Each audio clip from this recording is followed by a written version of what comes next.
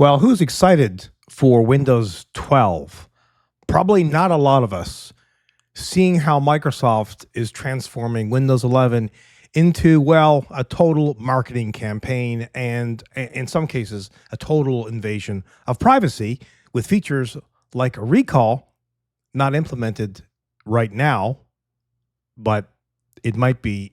And recall is where the operating system takes pictures of your screen, everything you're doing, and it saves it so you can go back like a web browser's history and go through that. But, if they take pictures of your screen, that's everything, your passwords, your usernames, everything. And if someone hacks your system and or your account, then, well, game over, right?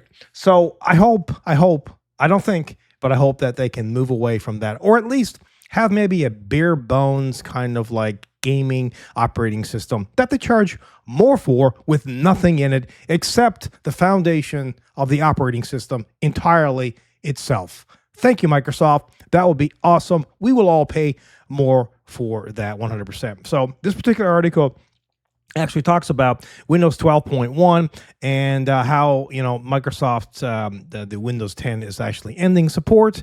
That will be in the near future. So speculation now about Windows 12 is that it's going to be some kind of really simplified, maybe too overly simplified operating system that relies upon Copilot and AI. Yeah, that doesn't really interest me a whole lot. So what will happen is people will move to Linux, and if you're a gamer, you won't probably, because Linux is pretty horrible right now for gaming. I know some out there are going to say no, it's not. Yes, it is. Yes, it is. It's still horrible for gaming. I've tried it myself. It's not there yet. It might be. I'm not saying it won't be, but it's just not there quite yet. If you want to play all the modern games, and if you want to have native support for your video card and all your hardware, it's not there yet. I wish it was. I tried it because I'm getting really sick, to be honest, of Microsoft's issues with privacy, certainly with this feature recall that's coming up. So, Windows 12, in my opinion, is not looking good so far, but it's so, there's so few details on it. I will link you to this article like I always do in the YouTube description down below. There's also a video here. It's inside of the article. You can watch that if you want to find out a little bit more about it. So what do you think about, the current state of Windows 11 and what's coming in Windows 11 over the next few months, few years? I don't know what's going to happen with the new update, the big major update 24H2, but they're probably going to push more AI and more Copilot and all that kind of stuff. If you can, do a search online for installing Windows 11 in a very minimal manner, and you can do that still. You can create a local account still for now.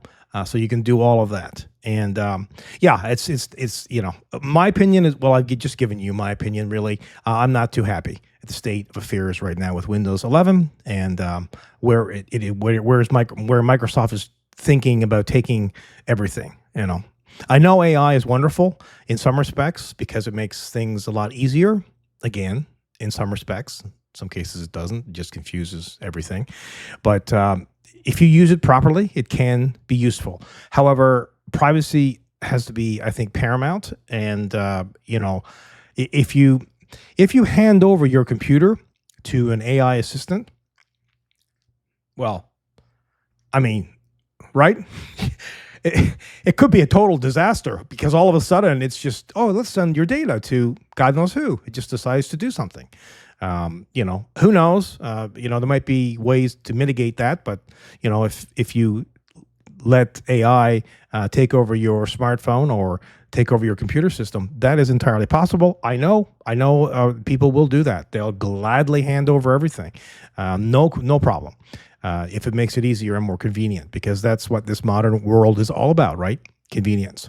So, yep, that's my long banter about Windows 12, and there's really no new information about Windows 12 aside from the fact that it's focusing more upon Copilot and AI, and it's going to be apparently very minimalistic. That's it. That's all I got.